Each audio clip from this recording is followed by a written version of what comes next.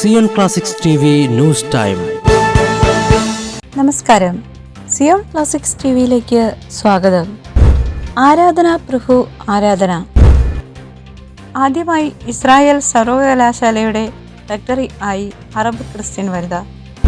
ആരാധന പ്രഭു ആരാധന ആലാപന ശൈലി കൊണ്ടും ദൃശ്യ മികവ് കൊണ്ടും സംഗീത ആസ്വാദകരുടെ മനസ്സ് കവർന്നിരിക്കുകയാണ് സിയോൺ ക്ലാസിക്സ് പുറത്തിറക്കിയ പുതിയ ഹിന്ദി ക്രിസ്ത്യൻ സോങ്.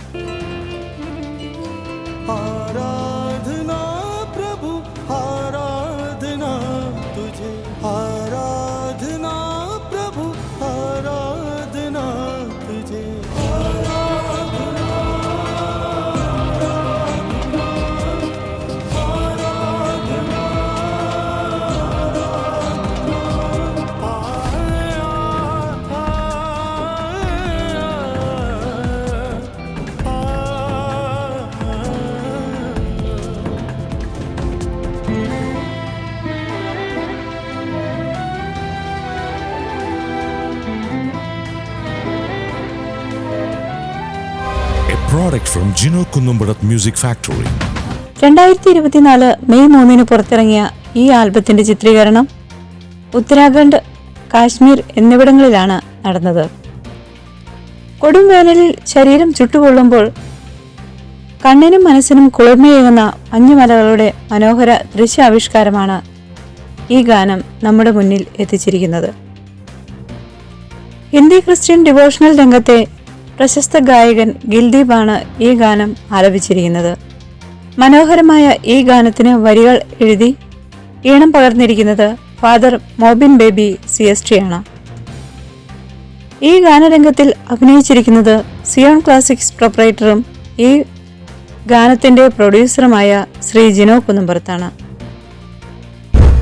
ആദ്യമായി ഇസ്രായേൽ സർവകലാശാലയുടെ റെക്ടറി ആയി അറബ് ക്രിസ്ത്യൻ വനിത. ഹൈഫ. ചരിത്രത്തിൽ ആദ്യമായി അറബ് ക്രിസ്ത്യൻ വനിത ഇസ്രായേലിന്റെ സർവകലാശാലയുടെ റെക്ടറായി തിരഞ്ഞെടുക്കപ്പെട്ടു. പ്രൊഫസർ മൗന മറൂണാണ് ഹൈഫ സർവകലാശാലയുടെ റെക്ടറായി തിരഞ്ഞെടുക്കപ്പെട്ടിരിക്കുന്നത്. ഹൈഫ സർവകലാശാലയിൽ ഇതിനു മുൻപ് മറ്റൊരു അറബ് വംശജയായ ക്രിസ്ത്യാനിയോ സ്ത്രീയോ റെക്ടർ സ്ഥാനം വഹിച്ചിട്ടില്ല. ഇസ്രായേലിലെ വിദ്യാഭ്യാസ സമ്പ്രദായത്തിൽ റെക്ടറാണ് സർവകലാശാലയുടെ തലവൻ. ഇസ്രായേൽ അക്കാദമിയിൽ എല്ലാം സാധ്യമാണ് എന്നതിൻ്റെ പ്രധാന സന്ദേശമാണ് തന്നെ തിരഞ്ഞെടുത്തിരിക്കുന്നതിലൂടെ വ്യക്തമായിരിക്കുന്നതെന്ന് മൗന പറഞ്ഞു. മറൂൺ ജനിച്ച ഇസ്ഫിയ എന്ന ഗ്രാമത്തിൽ നിന്ന് ഏകദേശം 6 മൈൽ അകലെ കാർമൽ പർവ്വതത്തിലാണ് ഹൈഫ സർവകലാശാല സ്ഥിതി ചെയ്യുന്നത്. 20-ാം നൂറ്റാണ്ടിൻ്റെ തുടക്കത്തിൽ ലെബനോനിൽ നിന്ന് ഇവിടെ എത്തിയവരാണ് മറൂണിൻ്റെ കുടുംബാംഗം. അക്കാലത്ത് സ്കൂളുകൾ ഇല്ലായിരുന്നു. ഉന്നത വിദ്യാഭ്യാസത്തിലൂടെ മാത്രമേ തങ്ങളുടെ 4 പെൺമക്കളെ ഇസ്രായേലി സമൂഹത്തിൽ സമന്വയിപ്പിക്കാൻ കഴിയൂ എന്ന് അവർ വിശ്വസിച്ചിരുന്നു. അതുകൊണ്ടാണ് പഠനം തുടരാൻ അവരെന്നെ പ്രോത്സാഹിപ്പിച്ചിരുന്നത് മൗന വെളിപ്പെടുത്തി. ഇസ്രായേലിലെ ഏറ്റവും വൈവിധ്യമാർന്നതും ഉൾക്കൊള്ളുന്നതുമായ സർവകലാശാലകളിലൊന്നാണ് ഹൈഫ സർവകലാശാല. 17,000 വിദ്യാർത്ഥികളിൽ 45% വിദ്യാർത്ഥികളും അറബ് സമൂഹത്തിൽ നിന്നുള്ളവരാണ്. കൂടുതൽ ക്രിസ്തീയ വാർത്തകൾക്കായി ഈ ചാനൽ മറക്കാതെ സബ്സ്ക്രൈബ് ചെയ്യുക.